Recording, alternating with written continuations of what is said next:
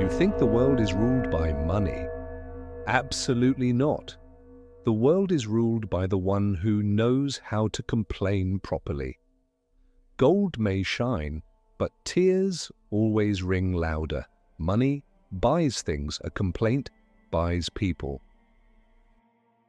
In the previous revelation, we unfolded a map before us. 7 levels of whining from silent to transcendent. Everyone could recognize themselves. Some whispering their midnight whimper into a pillow. Some already in the choir of cosmic sobbing. And all could be reassured. We are on the path. But this path has a turn, one people prefer not to mention. Whining is not only healing. It can also be a weapon. Think of the most complaining person in your life. He is annoying, but you always listen. He whines for a long time, with pauses, with intonation. He knows how to be a loud and convincing whiner. And if you disagree, you are heartless. That's the first form of power, emotional pressure through complaint. The power of the Whining Authority. There are people who do not command. They sigh plaintively, and everything happens by itself. They don't say, "Put the cup away." They say, "Well, someone didn't put it away again." And you're already getting up. And you are already going for the rag, not because it's necessary, but because you've been drafted into the army of the guilty. And you even thank yourself. At least I'm a good person. They don't ask. They create a field of guilt around themselves and become its center. This whining is the art of emotional gravity.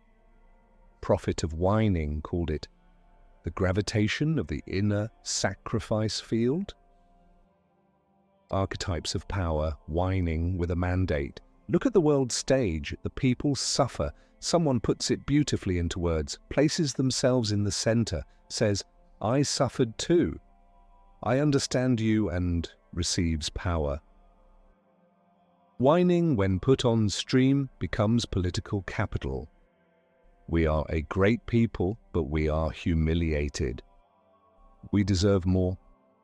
We've had enough. Our suffering is unique. Therefore, we demand universal sympathy and free Wi-Fi. These are not programs. These are complaints dressed in formal clothes. Examples, plenty. There is the victim leader who constantly reminds the world is unjust to us. There is the keeper of the past who casts sorrow in bronze and hands it out as eternal truth. There is the imitator of freedom, where complaining is allowed on schedule, but never by everyone. There is the merchant of fear, who whines about hidden threats and feeds his followers with them. These are not specific countries or people. These are roles that history always repeats. Influences of whining. Today's idols are not the strong. They are the ones who suffer beautifully. I went through pain. Nobody understood me, but I became better. #pain, #growth, #motivation. You watch and think, "Well, that's real." Then you buy a course and go on to whine further. On a higher level, every like is a tear in the piggy bank. And the more drama, the higher the CPM. Church, whining, sacred pressure. Sometimes even religions are built on this mechanism. We are sinful. The world is suffering. Life is a cross. You cannot argue. You can only share the pain and pay a tithe for it. Pain turns into dogma. Whining becomes sacred. And there's nothing wrong with that if it is honest. But often it is simply a way to hold attention, forever, heavily, guiltily. You come to share hope and leave with the feeling that you must also prepay suffering in advance by the quarter. And if you suddenly feel joy, you are gently reminded, hush. You are disturbing the atmosphere of suffering, the victim as monarch.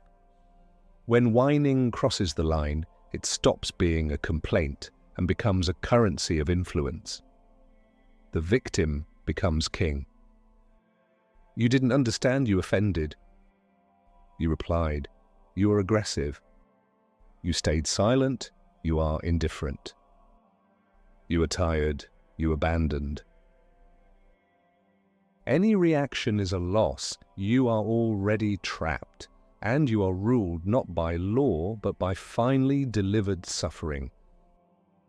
Thus arises the empire of blankets and mug, where the crown is always tearful, the throne creaks with complaints, the coat of arms is a crying face on a pillow, and the anthem is an eternal sigh. And here you stand, with a plaid on your shoulders, with a cup in your hands, and you ask, maybe I do the same? And if the answer is sometimes, congratulations. You are on the 6th level of awareness, but if the answer is yes, but isn't it true, then you're already on the 7th. Whining is like a knife. You can cut yourself, you can defend yourself, you can make a sandwich. The question is not in the whining, but in how honest you are in it, because whining is a tool, and a tool always asks, are you a musician or a butcher? In the hands of a master, it is a violin. In the hands of a manipulator, it is a rolling pin over your conscience. If you whine to be heard, that's one thing. If you whine to control the silence of others, that's already power. But there is still another level, the one where power and complaint disappear. Only silence remains where you no longer suffer from life but listen to it. For the deepest complaint sounds so quietly that only the one who stopped shouting can hear it. In the next revelation we will approach the border where whining becomes a prayer. But not the one spoken aloud, the one that lives between an inhale and a here we go again. Amen. And may you be truly heard. And dramatic goodbye, like the last sigh pretending to be a prayer.